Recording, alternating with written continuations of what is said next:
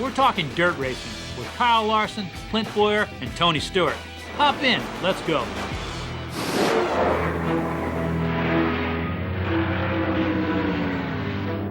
For nearly 70 years, NASCAR racing has captured the imagination of millions.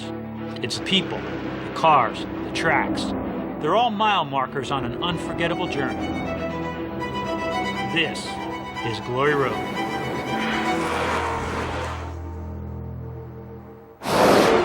Welcome to Glory Road. I'm Ray Evernham. These days, every Cup race is run on some kind of pavement, whether it's asphalt or concrete. But the first laps turned to NASCAR competition were run on a dirt track. In fact, the early focus of the sport was mostly dirt racing. Bit by bit, pavement racing took over the schedule, and by 1970, dirt racing was gone from the highest level of NASCAR. But it never lost the devotion of race fans and racers. Many of NASCAR's future stars made their names slinging sprint cars and late models around dirt tracks across the country. So what was dirt racing like back in the day? Why is it a hotbed of driving talent? And what's the future of dirt racing in NASCAR? Let's find out.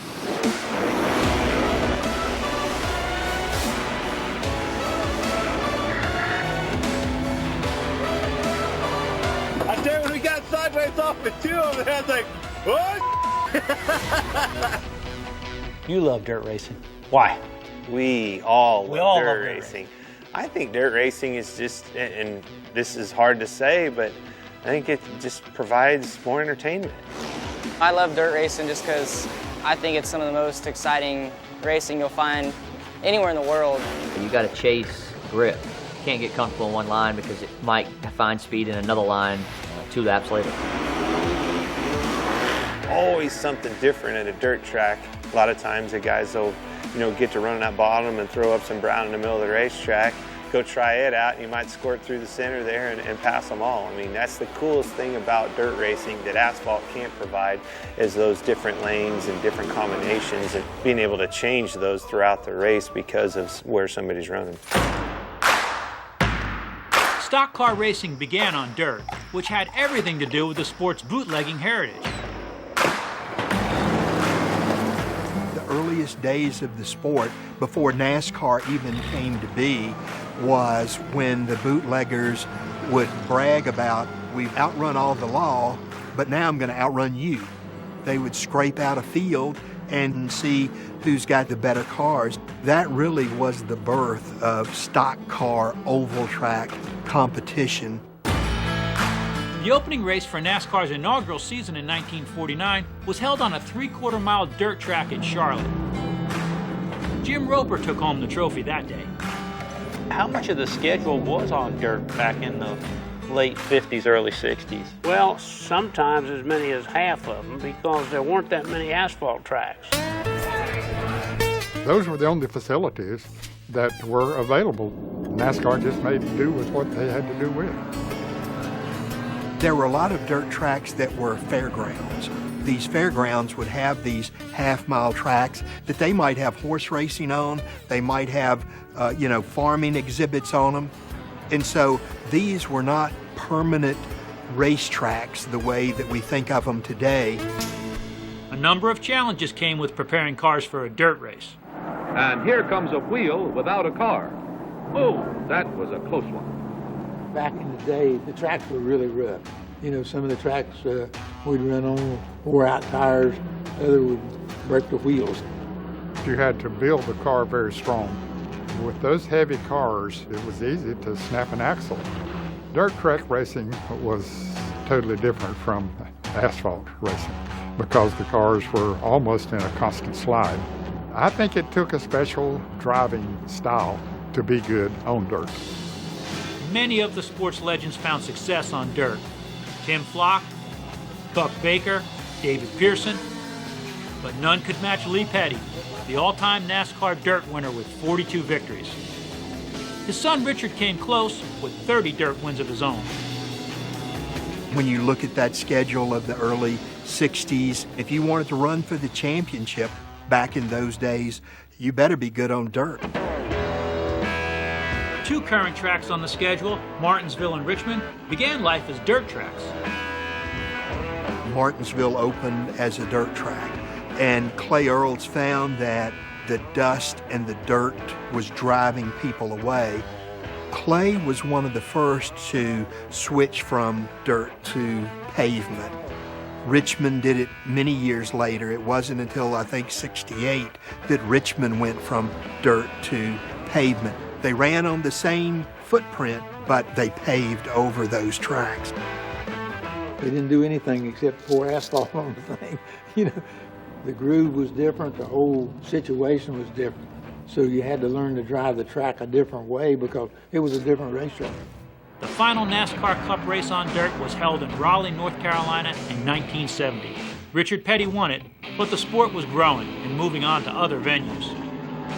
Why do you think that dirt racing started to lose its prominence and go more towards paved racing? It's too bad that happened. It was another step in getting fancy. A good number of the tracks were not very desirable to look at.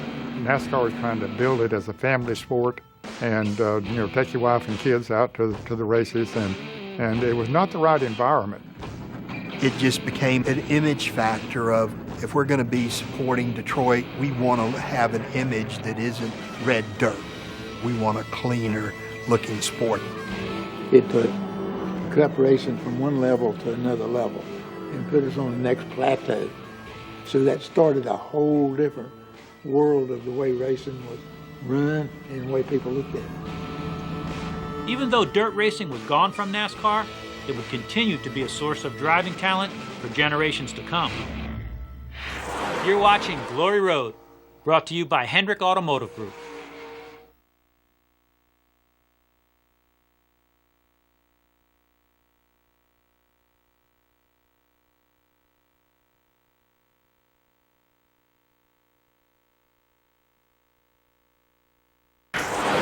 Glory Road is brought to you by Valvoline.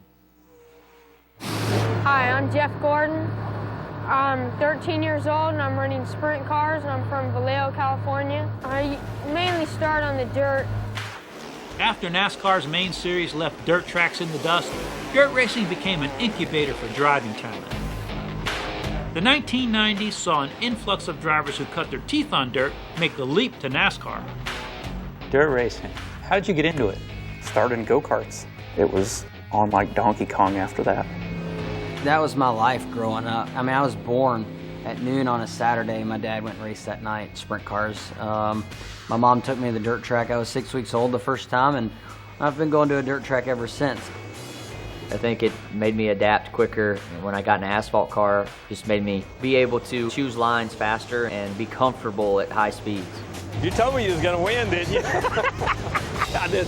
Wasn't no doubt in my mind if you told me you were going to do good. We all know, even today, you learn great car control on dirt. I'm sure Kyle Larson attributes a great deal of his skill and success to his time driving a dirt car. Ricky Stenhouse came from a dirt background, Christopher Bell. So we've sort of swung back to say car control that you learn on a dirt track is something that you can transfer over. Did learning on the dirt give you skills to make you a better driver? I firmly believe so. Racing on dirt where the car is always sliding, it teaches you car control and how to drive a loose race car. With a dirt car, you have to be really aggressive and kind of capitalize on every opportunity in front of you. I feel like that kind of helps me a lot when I go to the NASCAR stuff. Larson to the bottom of the track. Slide job. Trying to take the lead away. Slide job. More times than not, I feel like the dirt racing stuff is what makes me good in a cup car. That's always the age-old question of what's the best background, to develop good skills for a cup driver, and I still argue that dirt is the best because of the grip level and things like that. Whether you're a 200-mile-an-hour Kansas Speedway or up the road at Lakeside Speedway in a modified, it's all about balancing those four tires underneath your butt. Who's having more fun out there? Well, dirt races are always going to have more fun because they was raised better. In 2005, Tony Stewart began hosting a charity event called the Prelude to the Dream at the legendary Eldora Speedway. He brought together drivers from all kinds of racing disciplines, including many NASCAR drivers with no dirt experience. We didn't get last, so that's my goal, not get lapped. The Prelude was a fun way to get back to the roots of the sport for a good cause. It was neat to have so many different drivers from so many different disciplines, but they all got in a dirt late model and had a blast. I feel like I'm in jail. For me, it was neat to see guys that I knew hadn't necessarily been in those cars. Drag racers. Caps is out there. I'm like, Caps, what the hell are you doing? You got to go left into that straightaway. Are you sure you can do this? And I had more fun watching those guys get in those cars. We had so many stars from NASCAR and IndyCar. Travis Pastrana, you know, from X Games. How much fun was it watching those guys drive dirt? And did any of them surprise you? Because some of them did pretty good for no more dirt experience than they had. Matt Kenseth. Matt wasn't a dirt driver at all. I ran second to him in the heat race, and I had my tongue hung out after the heat race trying to chase him down, and he was ripping around there. I mean, looked like he had grown up driving. And the second one was Juan Montoya. We went down in the pits and we got down to the car that he was driving, got him fit in there, and I said, all right, now we got to take you to teach you how to just drive it through the pits. And he looked at me funny. I said, trust me. So I got in his car, made him sit on the door, and showed him how the transmission worked, because you put the car in low gear, not touching the clutch. Then you push the clutch pedal to make it start rolling, and that's totally backwards from what you're used to. But I made sure I watched his hot lap session. I was looking at his lap times, I'm like, he's right on pace. Guy that's ran IndyCar, Formula One, and NASCAR, never been on dirt. 3 laps and he's on pace. It's like, that shows why these guys got to the level they're at. I never even imagined you could run on dirt until I came back to the States, so it's pretty cool.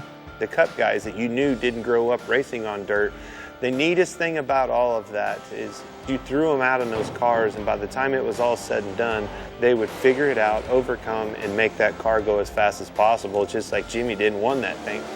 Everybody's like, how the hell did he do that? I'm like, guys, he's a champion. I mean, that's how he did it. Did you know I was in that race? I didn't notice that. Didn't see it, Ray. A spinner, Evernham. Now, what was that? Was he trying to miss the cone or what now? Turn 2, 98. Ray Evernham around. Big Ray. Is that Ray back there? That looks like Evernham's I car. think that's Ray. He got in the wall off of turn 4. I think he just said, the heck with this. You always have to have a guy out there to give you some cautions. Tony used to bring me in as that guy. Over the 8 years the event was held, the Prelude's popularity among fans and drivers, as well as the charitable donations, continued to grow. I made it my goal last year after we got done with the Prelude that I wanted it to be bigger and better and reach a new goal, so I'm going to guarantee Kyle Petty and the Victory Junction Game Camp $1 million for tonight's event. The Prelude absolutely grew bigger than we ever dreamed it would grow.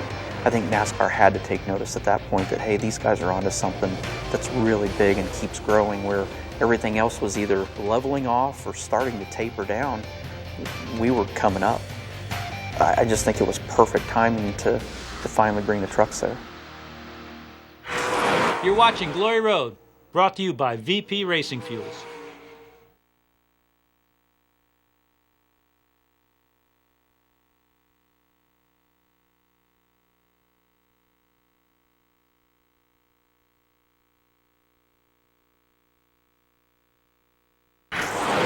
You're watching Glory Road, brought to you by AutoGeek.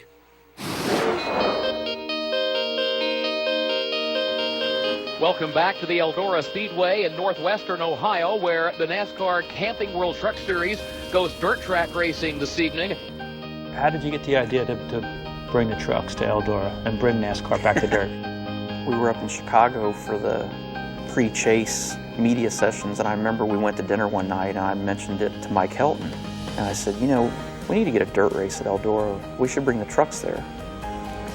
And a year later, I remember Steve O'Donnell coming to me at the same dinner a year later saying, were you serious about that? Hell yeah, I was serious about it. And that's where it started. The Truck Series held its first dirt race at Eldora in 2013. It was the first national NASCAR Series event to run on dirt in 43 years. I think it's been a popular race because it kind of brings pavement fans and dirt fans kind of together for that one event. I think by far my favorite moment was the first year when we had Norm Benning in that red 57 truck. Everybody's got their eye on Norm. They want to see if he can race his way into this feature, but he's in a bind right now. There goes Norm. He got up in there, didn't he? He made it. was able to slide up in front. He's holding on to that fifth spot. The slide job once again by Greenfield. Can they hold on? They're door to door, side by side. Come on, Norm. Hangs on. The final transfer spot. Norm was not going to be denied. I was down there and I'm watching all these guys and they're going ballistic watching Norm charge his way into that transfer spot. Look at his tailpipes dragging the ground, his fenders tore off, his bumper hanging off, but he's in, baby. And when Norm came in, it was like the biggest shock on his face. I mean, he was excited, but then all of a sudden he gets out of the truck and he's doing the interview and there's 20 people pushing his truck away and he's like, and he doesn't know what's going on. Well, there's guys from 4 different teams that are taking the truck to fix it, to get him ready for the race. And it was like, this is what dirt track racing is all about. This is what it's always been about. You got guys from different teams that he's going to race against in this race that are helping fix his truck to get it ready and get it back on the racetrack for the main event. And it just, by far, was my greatest memory of the truck race. In that first year's feature, the smart money was on dirt phenom Kyle Larson, but Austin Dillon had plenty of dirt experience of his own. Well, we started pretty deep in that race and just made our way up through the field, and my car had really good forward drive the entire race, and I knew if we waited for the right chance that we were fast enough to pass Kyle, and he got caught up in the lap traffic, and I knew that was my chance. Here he comes sliding off turn number 4, and Austin Dillon will win NASCAR's return to dirt here at the Eldora Speedway ahead of Kyle Larson.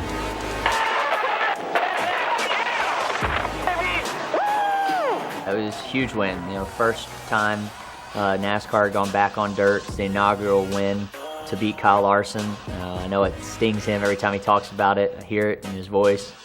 It meant a lot to me because I grew up late model racing at Eldora, and anytime you can get a win there, it means a lot. The next year, a guy with barely any dirt experience held off Larson to take the win. Kyle Larson beating down his back bumper and the wall. That time by. I knew my spotter, once he had gotten cleared, we were clear by a second, maybe a second and a half, and it was going away quickly. And I never tried to drive any harder, and he just kept banging the fence too many times. Bubba finished 7th here last year in his real only dirt experience. Now Kyle Larson again hard into the wall. He's done too much damage this time. He is totally caved in the right front of the automobile, or at least of the truck. Checkered flag for Darrell Wallace Jr. Holy cow!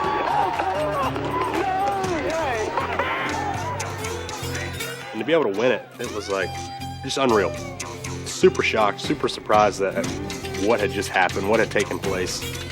In the race's 4th year, Larson was finally able to put together a complete race, though it wasn't without its challenges. We had to overcome a flat tire, got our lap back, and was able to drive to the front pretty easy and get to the lead. Here comes Kyle Larson through turns 3 and 4. Larson is going to win at Eldora. Attaboy, buddy. Second time is a charm. Attaboy, buddy. Checker flag.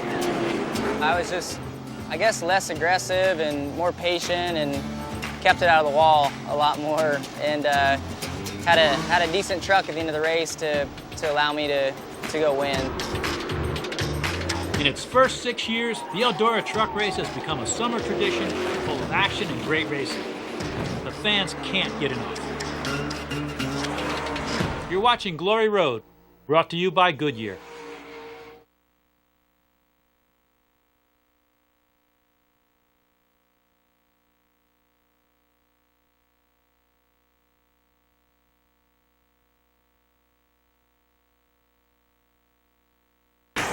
You're watching Glory Road, brought to you by Axalta Coating Systems. Just because Cup drivers race on Sundays doesn't mean they've forgotten about dirt racing. Many continue to drive, and some, like Casey Kane and Ricky Stenhouse Jr., are team owners on the dirt racing circuit.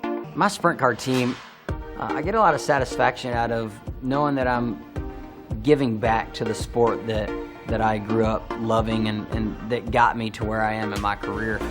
And that's something I don't ever want to forget, and I feel like I don't race as much as I feel like I want to or should over the last few years, but having the team, I feel like, is that one way that I can still continue to give back.